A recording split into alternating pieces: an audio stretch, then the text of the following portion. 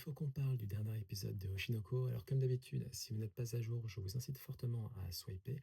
Un épisode qui fait froid dans le dos. On comprend que Hikaru Kamiki, le meurtrier de Ayoshino et le père biologique de Ruby et Aqua, est non seulement un tueur, mais aussi un serial killer. Il a dû tuer énormément de personnes dans l'industrie de l'entertainment. Et hélas, Yura Katayose, actrice star qui aurait dû jouer le rôle de Ai dans l'adaptation live du documentaire qui avait été tourné, avait commencé à être tourné à l'époque avec le réalisateur Taiji Kotanda. Malheureusement, cette actrice est décédée. C'est la scène qu'on avait vue à la fin de la saison 2, je ne sais pas si vous vous rappelez. Elle m'était totalement sortie de la tête et là, je m'en suis rappelé. Ça permet de contextualiser du coup ce qui s'est passé. Et c'est terrible. Ça aurait pu être un bon perso. Elle avait du potentiel en tant que protagoniste. Et bon, bah, on n'aura jamais l'occasion de la connaître. C'est terrible. Elle avait des doutes, elle avait des craintes, des peurs, notamment liées à son âge par rapport aux nouvelles actrices. Et on sent vraiment une absence totale d'empathie de la part de Hikaru Kamiki.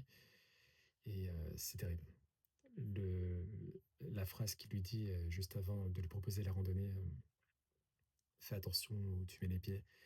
Et quand il la pousse d'une falaise et qu'elle s'apprête à mourir, qu'il la regarde droit dans les yeux et qu'il lui dit pourtant je t'avais dit de faire attention où tu mettais les pieds. C'est glaçant, ça fait froid dans le dos. Et on sait qu'il a tué la mère de Taki Mekawa. C'était l'acteur principal de la pièce Tokyo Blade qu'on vit dans la saison 2. Il a tué également le mari, qui était, enfin son compagnon qui était avec elle, qui l'a maquillé en double meurtre.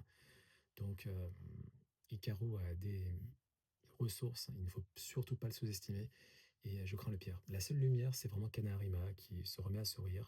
Peut-être qu'elle formera un petit couple avec Aqua. Ça lui permettrait peut-être de s'en sortir, parce que pour l'instant, il a l'air déterminé à se sacrifier pour atteindre sa vengeance et permettre à Ruby de s'en sortir malgré tout. Wait and see. Mais ça promet d'être très très dangereux. Les épisodes qui vont suivre vont être assez fous d'un point de vue tension, d'un point de vue péril.